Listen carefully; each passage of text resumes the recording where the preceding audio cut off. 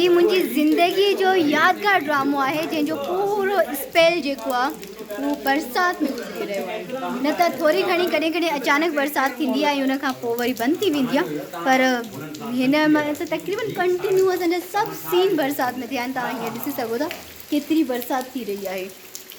Sir director साहब खां विछड़ंदासीं, हीअ जेको तव्हां ड्रामे जी रिकॉर्डिंग स्टार्ट कई आहे, बरसाति स्टार्ट थी आहे, हिन जे बारे में कुझु चवणु पसंदि कंदो?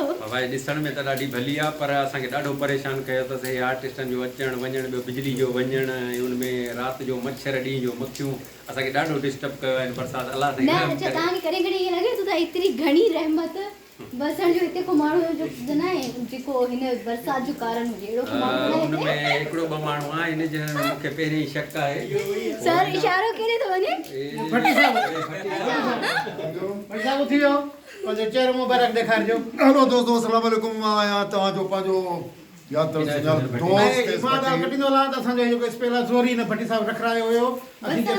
दुश्मनी हिते दुश्मनी हिन जे बाबा जी चयो त 20 तारीख़ ताईं बरसाति पवंदी।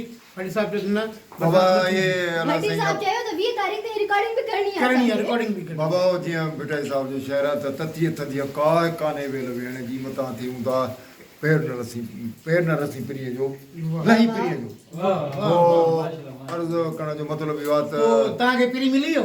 पोखड़ीअ ते त पोखड़ीअ त वेंदा ई मत प्रिय असांजो फनाने सां असांजी संगत आने सां असीं लॻाव पियल आहियूं। ॾिसो त मींहुं वसे संगत जो तव्हां वाजो बोड़ियो आहे, तव्हां पूरो इरादो कयो हुयो त संगत जो बेड़ो बोड़ियो आहे तव्हां।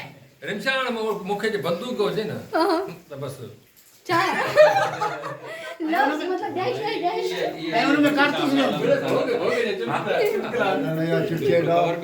ये खिल बोल मजाक ये जिंदगी जो रिश्वत है ना सफाई हलो सुनो करो आवा क्यों